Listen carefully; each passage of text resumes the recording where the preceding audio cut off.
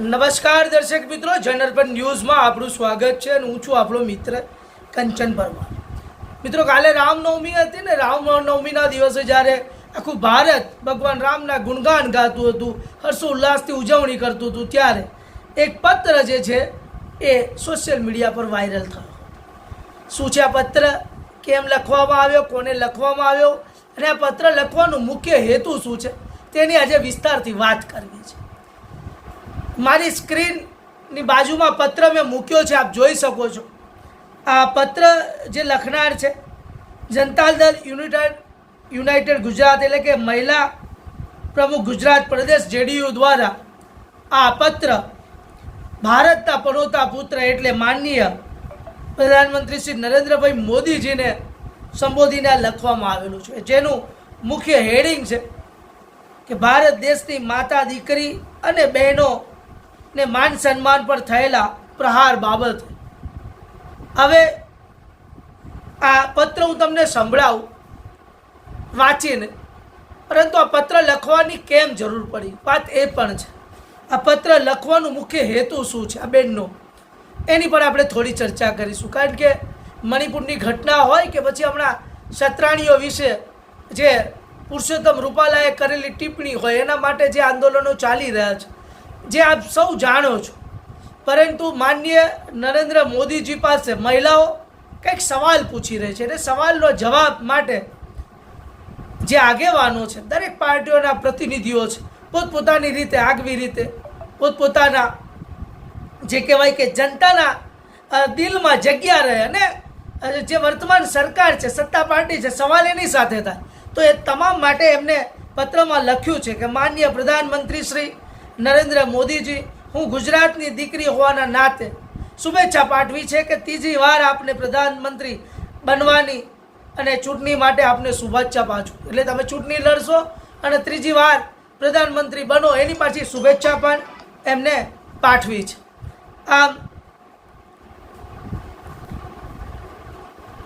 પત્રના પહેલા જ લીટીમાં આ એમને લખ્યું છે, દેશને સમૃદ્ધ અને સુરક્ષિત, ધર્મ સંસ્કૃતિ વિશ્વમાં માન વધાર્યું, દેશમાં માતા, બહેનો અને દીકરીઓનું ખૂબ સન્માન કર્યું. આમ પ્રધાનમંત્રીની પાછી અમને જે કહેવાય કે સન્માનનીય રીતે પોતાના પત્રમાં જે ભાષા વાપરવામાં આવી છે એ પ્રધાનમંત્રીને સન્માનિત કરીને રામનવમી નિમિત્તે રામનવમીની પણ શુભેચ્છા પાઠવી છે. તો રામનવમીના દિવસે એમને એવું પણ લખ્યું છે પત્રમાં કે આપે રામ મંદિરની ભેટ આપી છે.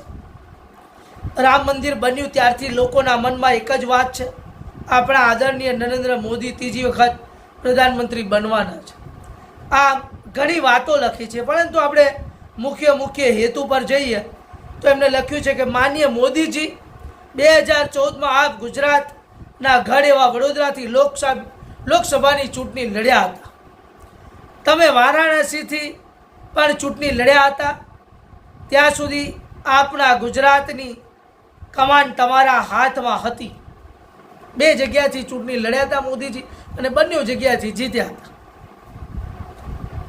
ત્યાં સુધી કોઈ બહેનો દીકરીઓના માન સન્માન પર પ્રહાર કરવામાં નહોતો આવ્યો અને આપ મુખ્યમંત્રી રહ્યા હતા. આજે પ્રધાનમંત્રી છો. આજ સુધી તમારા દ્વારા હંમેશા આપના દેશની માતા, બહેનો અને દીકરીઓનું માન સન્માન આપવામાં આવ્યું છે. તો હવે કેમ આ બહેનો દીકરીઓનું માન સન્માન નથી જળવાતું? સવાલ આ છે. પુરુષોત્તમ રૂપાલા દ્વારા સત્રાણીઓનું જે માન સન્માનને જે ઠેસ પહોંચાડવામાં આવી છે, તેમાં સાફ શબ્દોમાં લખવામાં આવ્યું છે કે હજુ સુધી પણ જે ભારતની, ગુજરાતની આ દીકરીઓ અને સત્રાણીઓ, જેને 562 રજવાડા આ દેશને આપી દીધા હોય, એ તમામ માટે ન્યાય કેમ નહીં? પત્રમાં આ બેને ઘણી સારી વાતો લખી છે.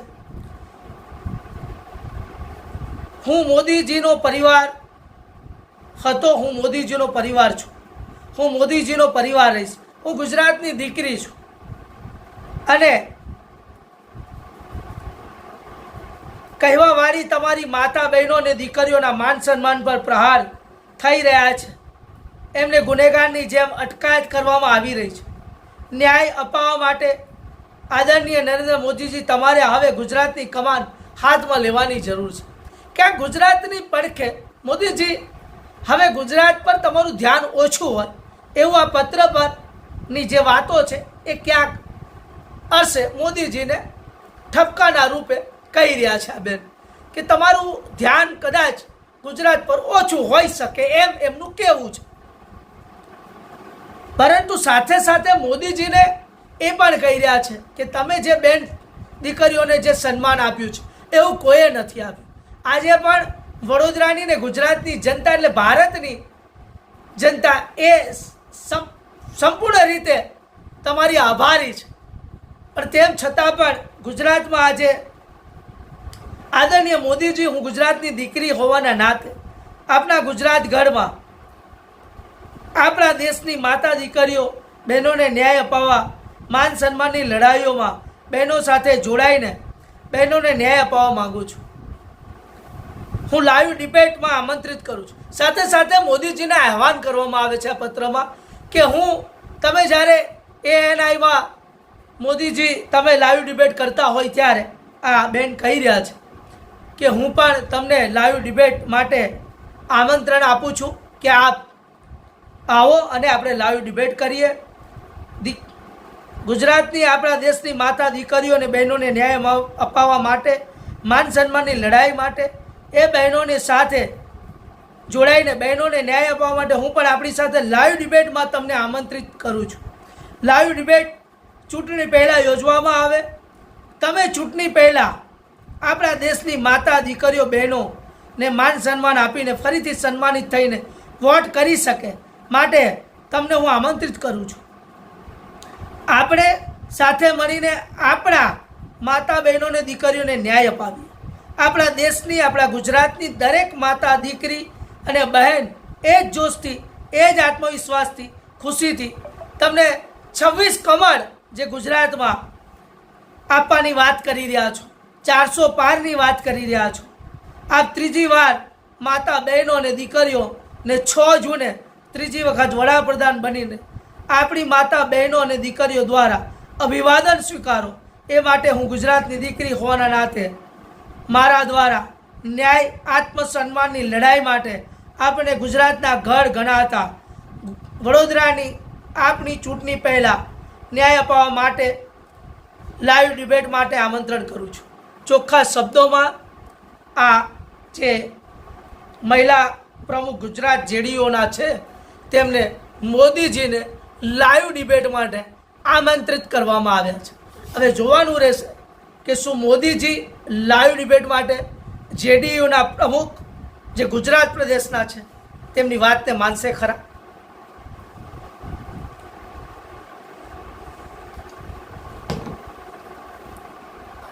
દર્શક મિત્રો, ગુજરાતમાં ચારો તરફ આખા ભારતમાં ચૂંટણીનો રંગ છે, પણ ગુજરાતનો ચૂંટણીનો રંગ કંઈ અલગ હોય છે. એક તો ગુજરાતની ભાષાની જે શૈલી છે એમાં શબ્દના અનેક અર્થ હોય અને એ શબ્દ પ્રમાણે જ્યારે દરેક નેતાઓ બેફામ રીતે જ્યારે વાણી વિલાસ કરતા હોય ત્યારે કેટલાની જીભ લપસી જાય છે અને પછી માફીઓ માંગે છે. ઘણા સમાજ સ્વીકારે છે અને ઘણા સમાજ નથી સ્વીકારતા. આપ જાણો છો અત્યારે જે ક્ષત્રિય સમાજના ટિપ્પણી જે બહેનો પર કરવામાં આવી છે અને ખરેખર ક્ષત્રિય સમાજની જે બહેનો દીકરીઓ છે સમગ્ર ભારત પર આ શબ્દાધિક પ્રહાર કહેવાય. કારણ કે કોઈ પણ ઇતિહાસને જાણ્યા વગર કઈ વસ્તુ પર બોલવું એ કેટલા અંશે યોગ્ય છે. પહેલાં આપણને ઇતિહાસની ખબર હોવી જોઈએ અને ત્યારબાદ જ આપણે બોલવું. ન બોલાય તો અટકી જવું, નહીં તો બંધ થઈ જવું, પરંતુ બોલવાની ક્યાં જરૂર નથી. આ ઘણી વાતો જે છે એ ગુજરાતની જનતાને કઈ અંશે કાપી રહી છે અને એટલા માટે જ આજે આપ જાણો છો કે લાખોની જનમેદનીમાં જ્યારે લોકો ભેગા થયા રાજકોટમાં ત્યારે આજે પણ પાર્ટીએ એ વાતને સ્વીકાર, એમની વાતને કોઈ રીતે સહેમત ન થાય, કશું કહી ન શકાય એ સ્થિતિમાં આજે ક્ષત્રિયોની સ્થિતિ આવી ગઈ છે.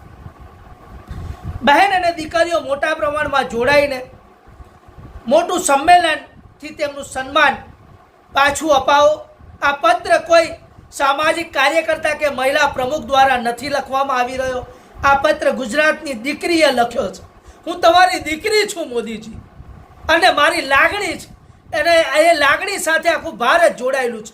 આ પત્રમાં સ્પષ્ટપણે જેડીયુ ગુજરાત પ્રદેશ પ્રમુખે પોતાની વ્યથા વ્યક્ત કરી છે. અને આ વ્યથા એમની નથી, વાત એ પણ છે આ વ્યથા ગુજરાતની તમામ મહિલાઓની છે, ભારતની આ તમામ મહિલાઓની, ખાસ કરીને ગુજરાતની આ દીકરી છે એટલે ગુજરાતની મહિલાઓને કેમ તરછોડે, એની પોતાની વેદના વ્યક્ત કરી છે.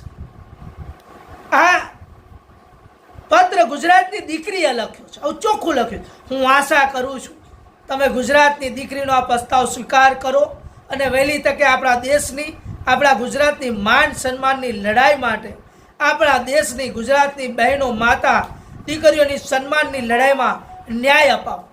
આપ જલ્દીથી લાઈવ ડિબેટ માટે વારંવાર પ્રસ્તાવ મંજૂર કરો. એટલે લાઈવ ડિબેટ માટે મને મંજૂરી આપો અને હું તમારી સાથે લાઈવ ડિબેટ કરવા માંગુ છું. ઘણા પ્રશ્નો હશે, કેટલી અંશે આ જજુમતો આ પ્રશ્ન છે ને એમના હૃદયમાં કેટલા અંશે જે કહેવાય કે ગુજરાતની બહેનો માટે, ગુજરાતની પ્રજા માટે કેટલી વ્યાકુળતા હશે આ બહેન માટે. અને ખરેખર એમના શબ્દોમાં જે તાસીર છે દર્શક મિત્રો, એ શબ્દ ખાલી બોલવા માટે બોલી શકાય એમ નથી, પરંતુ તમે જાણો કે આ આટલું બધું કરવું અને ગુજરાતના પનોતા પુત્ર એટલે મોદીજી એટલે ગુજરાતની શાન, અને એ ગુજરાતમાં જ્યારે બહેનોને ન્યાય માટે ઝંખવું પડતું હોય ત્યારે તમારે મારે શું સમજવું, કેટલા અંશે આ યોગ્ય છે, કેટલા અંશે આ વ્યાજબી છે. ઘણા આ જલ્દીથી આ લાઈવ ડિબેટનો પ્રસ્તાવ મંજૂર કરો. સંમેલનમાં આપણા ગુજરાત રાજ્યમાંથી દરેક માતા, બહેનો, દીકરીઓને આમંત્રિત કરું છું, જેથી આપણા દેશની દરેક માતા, દીકરી, બહેનો જોઈ શકે આપણા નરેન્દ્ર મોદીજી આપણી સાથે છે. આપણા આત્મસન્માન માટે આપણા નરેન્દ્ર મોદી હંમેશા આપણી સાથે. નરેન્દ્ર મોદીજી ચાલો આપણે દેશની બહેનો, માતા, દીકરીઓ માન સન્માન પાછું અપાવીએ. હું આપના જવાબની આતુરતાથી રાહ જોઈશ. આદરણીય નરેન્દ્ર મોદીજી, આપણા દ્વારા લાઈવ ડિબેટનો પ્રસ્તાવ સ્વીકારવામાં નહીં આવે તો અમે ભારત દેશની, ગુજરાતની દરેક માતા, દીકરીઓ અને બહેનો એવું માનીશું કે અમારા નરેન્દ્રભાઈ મોદીજી અમારા માન સન્માનની લડાઈમાં અમારી સાથે નથી. આ છેલ્લી લીટી હૃદયને સ્પર્શ કરી જાય એવી લીટી છે. નેહાબેન રાણા, મહિલા પ્રમુખ ગુજરાત પ્રદેશ જેડીયુ, જેમના દ્વારા આ પત્ર સોશિયલ મીડિયા પર વહેતો થયો છે. જન અર્પણ ન્યૂઝ ખાસ કરીને મોદીજીને સંબોધિત હતો માટે આપ સૌને જણાવવા માંગીએ છીએ કે ગુજરાતની દીકરીઓ માટે, ગુજરાતની બહેનો માટે નેહાબેન રાણાએ જે દિલગીરી વ્યક્ત કરી છે, જે પોતાની રાજનૈતિક, તો દરેક લોકો રાજનીતિ રમતા હોય, પણ ઘણી દીકરીઓ આજે પણ ઝાંસીની રાણીની પેટ પોતાના રાષ્ટ્ર માટે ભોમવા તૈયાર હોય છે, પણ સ્વીકાર કોણ કરે છે જોવાનું આ છે. માટે નેહાબેન રાણાએ ખુલ્લો પડકાર મોદીજીને લાઈવ ડિબેટ માટે વારંવાર આમંત્રિત કર્યા છે. આ દેશની દીકરીઓની આ વ્યથા કેમ, આ દેશની દીકરીઓની આ કેમ, કયા હદે આ તાનાશાહી કેમ ચલવી લેવામાં, સાથે સાથે એમને શુભેચ્છા પણ પાઠવી છે. જોવાનું રહેશે. આ જે મારો ખાસ કરીને આ જે અહેવાલ છે, નેહાબેન રાણાનો આ પત્ર મેં બાજુમાં મૂક્યો છે. આપ વધુમાં વધુ શેર કરજો, મોદીજી સુધી આ પત્ર પહોંચી જાય, આ વિડીયો પહોંચી જાય, અને નેહાબેનની જે વ્યાકુળતા છે કે નેહાબેનને જે લાઈવ ડિબેટ માટે જે ગુજરાતની દીકરીઓના જે પ્રશ્નો છે નેહાબેનને જે પૂછવા છે અને એ જવાબ જાણવા છે, માટે જલ્દીથી મોદીજી એ વાતને સ્વીકાર કરી અને નેહાબેનનો પ્રસ્તાવ સ્વીકાર કરે. કારણ કે ગુજરાતની આ જે પરિસ્થિતિ છે આપ સૌ જાણો છો, ચૂંટણી આવે છે, દરેક લોકો પોતપોતાની રીતે ચૂંટણીમાં રસ લેતા હોય છે, પરંતુ ખરેખર મહિલાઓને જે માન સન્માનની વાત ડૉક્ટર બાબા સાહેબ આંબેડકર જ્યારે કરી છે, ખરેખર આજની સ્થિતિમાં એ સન્માનીય છે ખરી. કારણ કે રોડ પર ઉતરી ગઈ છે દીકરીઓ, અને અત્યાર સુધી એ વાત કોઈ પાર્ટીના પ્રતિનિધિ તરીકે જે મોટા ગજના નેતાઓના કાને ન પડતી હોય અથવા તો ન સ્વીકારવામાં આવતી હોય તો એ ક્યાં રહ્યું માતા બહેનોનું સન્માન? કેટલા હદ સુધી આ ચાલશે? આપ વાત કરો જે અગાઉ પણ બધા જે વિડીયો ફરતા થયા હતા અને એ વિડીયોમાં આપ જોયું હશે કે કેટલી હદે મહિલાઓને રોડ પર નગ્ન અવસ્થામાં એના વિડીયો વાયરલ થાય અને પ્રધાનમંત્રી જેવું પદ લેનાર વ્યક્તિ ચૂપકી સાધી લે. ક્યાં સુધી એ માં એ આખા બ્રહ્માંડનું સર્જન કર્યું હોય ત્યારે માં એ બેન એ દીકરી આપણી આબરૂ હોય, ભારતની સંસ્કૃતિ એમ કહેતી હોય કે બાપના આંખમાં ક્યારે આંસુ ના આવતો હોય, પરંતુ જ્યારે દીકરી પોતાના આંગણેથી વિદાય થતી હોય ને ત્યારે ગમે તેવો મરદ મૂછાળો હોય, કાળજાનો કઠોર હોય, પરંતુ એ બાપ પણ ખૂણામાં જઈને ધ્રુસકે ધ્રુસકે રડતો હોય છે. આ દીકરી નેહાબેન રાણા નરેન્દ્ર મોદીજી તમને આહવાન કરે છે લાઈવ ડિબેટ માટે. આપ કેટલી જલ્દી સ્વીકાર કરો છો જોવાનું રહેશે. આ જનરપન ન્યૂઝનો ખાસ અહેવાલ હતો. નેહાબેનનો આ પત્ર સોશિયલ મીડિયા પર વાયરલ થઈ રહ્યો છે, ફરતો થયો છે, એનો આ ખાસ અહેવાલ છે. મને રજા આપશો અને જોવાનું રહેશે. નેહાબેન આ ગુજરાતની દીકરી છે. એક દીકરી તરીકે મોદીજીને આહવાન કરે છે. આ નેહાબેનનો પત્ર કેટલી જલ્દી, નેહાબેનની વાત કેટલી જલ્દી જેને બાપ ગણ્યા છે મોદીજી તેને સ્વીકાર કરે અને આવ દીકરી, તારા દરેક પ્રશ્નોનો હું જવાબ આપવા તૈયાર છું. આવ દીકરી, તારી સાથે બેસીને તારી શું ઉલઝન છે એવું કહેવા મોદી સાહેબ નેહાબેનને કેટલી જલ્દી બોલાવે છે તે જોવાનું રહેશે. ત્યાં સુધી મને રજા આપશો. હું આપણો મિત્ર કંચન પરમાર આવા જ નવા વ્યથા અને વ્યાકુળતાના સમાચારો તેમજ સત્યની વાતો સાથે લઈને આપણી સાથે હું હાજર રહીશ. ધન્યવાદ. નમસ્કાર. જય હિન્દ. જય ભારત.